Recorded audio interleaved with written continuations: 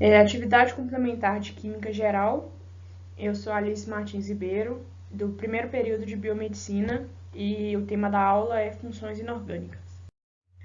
Os tópicos são teorias ácido-base, ácidos, bases, cálculo de pH, óxidos e sais. Na teoria de Arrhenius, os ácidos são substâncias que liberam H+ em meio aquoso. Então, como exemplo, a gente tem o ácido clorídrico, o ácido sulfúrico, o cianeto de hidrogênio, o ácido fluorídrico, o ácido fosfórico e o ácido perclórico. Já as bases são substâncias que liberam OH- em meio aquoso. E como exemplo, a gente tem o hidróxido de sódio, o hidróxido de cálcio, o hidróxido de amônio, hidróxido de ferro 3 e o hidróxido de potássio. Pela definição, os ácidos só liberam o H3O+ como cátion e as bases só liberam o OH- como ânion. E ele tinha uma limitação porque ela só se aplicava ao meio aquoso. Então, somente quando o ácido ou a base estavam diluídos em água. Nos ácidos, o hidrogênio é ligado a outro elemento não metálico, e a diferença de eletronegatividade é pequena, então é uma ligação de caráter covalente. Já nas bases, o H é ligado a metais, então a eletronegatividade é baixa e a ligação é do tipo iônica. Quando estão na água, ambos liberam íons. Nas bases, os íons se dissociam. Já os ácidos, eles precisam formar esse íon, então por isso que eles sofrem ionização. Então, os ácidos sofrem ionização e as bases sofrem dissociação. Como ambos liberam íons em meio aquosos, eles conseguem conduzir corrente elétrica. A força dos ácidos depende da capacidade que eles têm de liberar H+ em meio aquoso. E quanto maior a facilidade que eles têm em liberar esse H+, mais forte é o ácido. Então, para medir a força do ácido, depende do grau de ionização, que é o alfa, e ele é formado pelo número de moléculas ionizadas dividido pelo número de moléculas adicionadas. E aí esse grau de ionização ele pode ser colocado em uma escala em porcentagem. Quando o alfa é entre 0 e 5%, os ácidos são fracos, entre 5 e 50% os ácidos são moderados e entre 50 e 100% os ácidos são fortes. Do mesmo jeito, a base forte é aquela que libera o H- com facilidade. A teoria de Bronsted-Lowry afirma que o ácido é aquele que doa o H+, ou um próton, e a base é aquele que recebe o H+. Então, a gente tem o par conjugado, que o ácido, quando ele perde H+, ele se torna uma base conjugada, e essa base conjugada, quando ela ganha esse H+, ela retorna a ser aquele ácido. E como exemplo, a gente tem o HCN, que reage com a água, forma o CN- e o H3O+. O HCN ele comporta como ácido porque ele doa o seu H+ para a água, então ela é a base. Como isso é uma reação de equilíbrio, a reação pode acontecer inversamente, então o CN- aqui é uma base porque ele vai receber o hidrogênio do H3O+, que é o ácido. Em relação à força, o ácido forte é aquele que libera o H+ com facilidade e a base é aquele que recebe esse H+ com facilidade. Então, se um ácido é forte, a base conjugada dele é fraca. E se a base é forte, o ácido é fraco. Nessa classificação, a gente pode ter espécies que se comportam como base ou como ácido, dependendo do meio que eles estão. E aí, eles são classificados como espécies anfóteras. A teoria de Lewis afirma que os ácidos são aqueles que recebem pares de elétrons e as bases são aqueles que doam esses pares de elétrons. Então, no exemplo da reação do NH3 com HCl, forma o NH4+ e o Cl-. O NH3 é a base, porque ele doa o par de elétrons, e o H+ é o ácido, porque ele aceita o par de elétrons. O íon Cl- ele é uma base mais fraca que o NH3, porque ele pega o H+. Aí aqui a gente tem outro exemplo, que tem o NH3 agindo como base e doando o par de elétrons, e o B do BF3 recebe o par de elétrons e se comporta como ácido. Então, a classificação dos ácidos de acordo com a IUPAC é aquela espécie que é capaz de doar o H+, ou forma ligação covalente com um par de elétrons. Eles podem ser divididos em hidrácidos, que é aqueles que não possuem oxigênio, que como exemplo a gente tem o ácido clorídrico, o ácido bromídrico, o ácido iodídrico e o ácido sulfídrico, que aqui ele está com a fórmula errada, que é H2S e não HS2. E podem ser classificados como oxiácidos, que são os ácidos que contêm o oxigênio. E aí, como exemplo, a gente tem o ácido carbônico, o ácido perclórico, o ácido iódico e o ácido sulfúrico.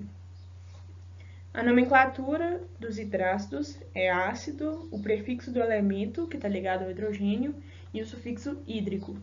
Então, por exemplo, o HCl é o ácido clorídrico, o H2S é o ácido sulfídrico e o HBr é o ácido bromídrico. Já os oxiácidos, a gente tem o ácido, o prefixo do elemento e o sufixo pode ser ico ou oso, porque essa nomenclatura depende do NOx que o metal assume conforme essa tabela. Então, no exemplo, a gente tem o HBrO, que deu ácido hipobromoso, e ele tem o NOx aqui mais 1. Então, ele corresponde a essa regra aqui. O HBrO2 é o ácido bromoso, que tem o NOx 3, então encaixa aqui. O HBrO3 é o ácido brômico, NOx 5. E o HBrO4 é o ácido perbrômico, e aqui encaixa nessa parte. A ionização dos ácidos, eles liberam o íon H+, em água e outros ânions. E aí eles são classificados de acordo com a quantidade de H+, que é liberada. Então, eles podem ser monoácidos ou ácidos monopróticos, que são aqueles que liberam um íon H+ em solução aquosa. E como exemplo, a gente tem o HCl, que libera H+ e Cl-. Diácidos ou ácidos dipróticos, que são aqueles que liberam 2 íons H+ em solução aquosa. E como exemplo, a gente tem o H2SO4, que libera 2 H+ e o ânion SO4 2-. E triácidos ou ácidos tripróticos, que são os ácidos que liberam 3 íons H+ em solução aquosa. E aí, como exemplo, a gente tem o H3PO4, que libera 3 H+ e o ânion PO4 3-. A força dos ácidos depende da ionização deles. Então, se eles se ionizam completamente, eles são ácidos fortes. E se eles ionizam apenas uma parte, eles são ácidos fracos. Os hidrácidos fortes são HCl, HBr e HI. O HF é um ácido moderado e todos os outros são fracos. Oxiácidos fortes, eles dependem do número de oxigênio e o número de hidrogênios. E para ele ser forte, o número de oxigênios é no mínimo 2 unidades maior que o número de hidrogênios ionizáveis. Então, nessa molécula hipotética de HX, que X é o número de hidrogênios, AM é o ametal e OY é o número de oxigênios. Se a gente pegar o número de oxigênios menos o número de hidrogênios, para ele ser forte, o resultado dessa subtração tem que ser maior ou igual a 2. Então, quanto maior essa diferença, mais forte é o ácido e todos os outros oxiácidos são fracos. As bases, de acordo com a IUPAC, são as espécies químicas com par de elétrons disponíveis, capaz de formar ligação covalente com H+, ou com orbital vazio de outra espécie. E aí, como exemplo, a gente tem o hidróxido de sódio, o hidróxido de bário, o hidróxido de alumínio e o hidróxido de cálcio. A nomenclatura das bases é o hidróxido, o di e o nome do metal que é ligado ao H. Então, exemplo, o NaOH é o hidróxido de sódio, o BaOH2 é o hidróxido de bário, o AlOH3 é o hidróxido de alumínio e o CaOH2 é o hidróxido de cálcio. E aí, aqueles metais que possuem mais de um NOx, a gente pode colocar o valor do NOx no final do nome, ou colocar oso, aquele que tem o menor NOx, e ico para aquele que tem o maior. Então, no exemplo, a gente tem o FeOH2, o NOx do ferro aqui é 2, então hidróxido de ferro 2, ou hidróxido ferroso. O oso aqui é porque ele é menor, o NOx do ferro aqui é menor, que aqui é 3, então hidróxido de ferro 3 ou hidróxido férrico. O ico é porque o NOx é maior. Em relação à força, as bases formadas por metais alcalinos e alcalinos terrosos são fortes, enquanto as demais são fracas. E a gente tem a exceção do hidróxido de magnésio e o hidróxido de berílio, que ambos são fracos.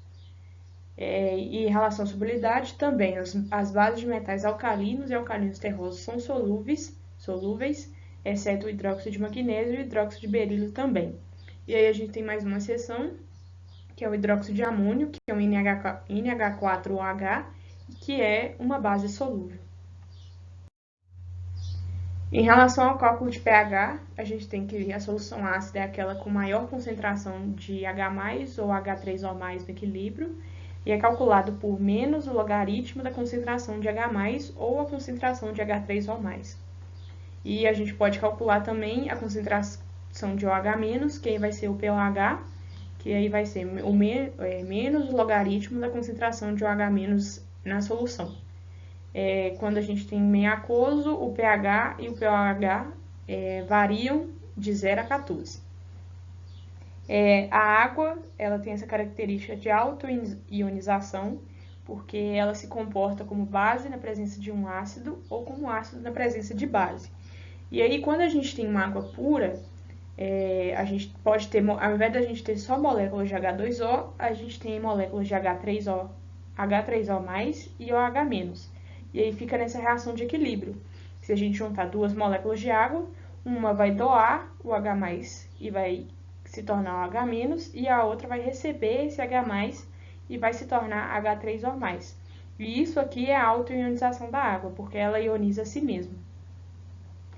Em relação às concentrações de H+ e OH-, essa conta aqui dá esse valor de 10 a menos 14. E se a gente tem água pura, o pH vai ser igual ao pOH e ambos vão ser igual a 7. Se a gente tem outros meios e nesse meio a concentração de H+ é maior que a concentração de OH-, então essa é uma solução ácida.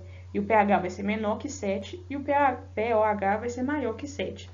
Se a gente tem que a concentração de H+ é menor que a concentração de OH-, então essa solução vai ser uma solução básica, o pH vai ser maior que 7 e o pOH vai ser menor que 7.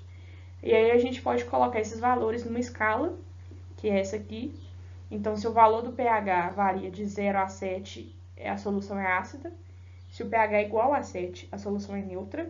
E se o pH varia de 7 a 14, a solução é básica. Em relação aos óxidos, eles são compostos binários, ou seja, eles só têm dois elementos, e o oxigênio é o mais eletronegativo. Então, ele assume o NOx de menos 2. E aí, como exemplo, a gente tem o óxido de ferro 2, o óxido nitroso e o dióxido de carbono. A gente divide em 3 classificações, e aí a gente tem os óxidos neutros, que são aqueles que não reagem com a água, e são o óxido nítrico, o óxido nitroso e o monóxido de carbono. Os óxidos básicos são aqueles que reagem com a água e formam bases, e são formados por metais com NOx baixo. A nomenclatura deles é óxido, Di e o nome do metal. E aí, como exemplo, a gente tem o MgO, que é o óxido de magnésio, e o Al2O3, que é o óxido de alumínio. E do mesmo jeito das bases, esses óxidos podem ter os metais com NOx variável. E aí a gente coloca ou o número, o valor do NOx no final do nome, ou oso para aquele que tem o menor NOx e ICO para aquele que tem o maior. Então, do mesmo jeito, o FeO, aqui o ferro tem NOx 2, então é óxido de ferro 2, ou óxido ferroso, porque o NOx é menor do que nesse aqui, que ele tem NOx 3, então vai ser óxido de ferro 3 ou óxido férrico. E aí a gente também tem os óxidos ácidos, que são formados por ametais, e eles reagem com a água formando os ácidos. E a nomenclatura deles também considera o valor do NOx. E aí, por exemplo, a gente tem esses aqui, que é o anidrido hipocloroso, que ele, quando reagir com a água, vai formar o ácido hipocloroso. O Cl2O3, que é o anidrido cloroso, que quando reage com a água forma o ácido cloroso. O Cl2O5, que é o anidrido clórico, que quando reagir com a água vai formar o ácido clórico. E o Cl2O7, que é o anidrido perclórico, que quando reagir com a água vai formar o ácido perclórico.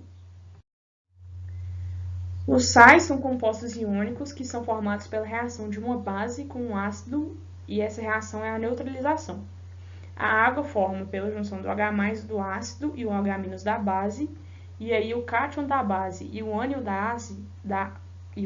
do ácido formam o sal. Então, por exemplo, aqui a gente tem a reação do hidróxido de sódio com o ácido clorídrico, que forma o cloreto de sódio, que é o sal de cozinha, e água. E aqui a gente tem a reação do hidróxido de alumínio com o ácido sulfúrico, que forma o sulfato de alumínio, e água também. A nomenclatura desses sais depende tanto do ácido quanto da base de que eles vieram. O ânion depende do nome do ácido. Então, se o final do ácido é ico, no sal vai virar ato. Se é oso, vai virar ito. E se é hídrico, vai virar eto. Então, por exemplo, aqui a gente tem o HCl, que é o ácido clorídrico. Quando ele ionizar, vai formar o ânion Cl-, e esse ânion no sal vai receber o nome de cloreto. O HClO3 é o ácido clórico, ioniza e forma o ânion ClO3-, e no sal vai ser o clorato. O nome do cátion vem da base e continua a mesma coisa. Então, aqui a gente tem o hidróxido de sódio, vai formar o ânion Na+, no sal vai assumir o nome de sódio. Então, se a gente pegar o HCl para reagir com o NaOH, igual a essa reação aqui, vai formar o NaCl e vai ser o cloreto de sódio. E se a gente pegar o HClO3 para reagir com o NaOH, vai formar o clorato de sódio. E aí, nos sais, a gente tem a classificação de hidrogenossais, que o ácido e a base podem não se neutralizar completamente. Isso ocorre quando um ácido possui mais de um hidrogênio e a base está em menor quantidade estequiométrica. Então, aí só um hidrogênio vai sair do ácido e o outro vai continuar no sal. E como exemplo, a gente tem essa reação, que é do hidróxido de sódio com o ácido carbônico, e aí um dos hidrogênios forma água, que junta com esse OH, e o outro continua no sal, que aí vai formar o NaHCO3. E isso deve ser indicado no nome do sal. Se essa reação acontecesse normalmente, ia formar o Na2CO3, e aí ele teria o nome de carbonato de sódio. Só que aí formou o NaHCO3, e aí ele vai receber o nome de hidrogênio carbonato de sódio ou bicarbonato de sódio.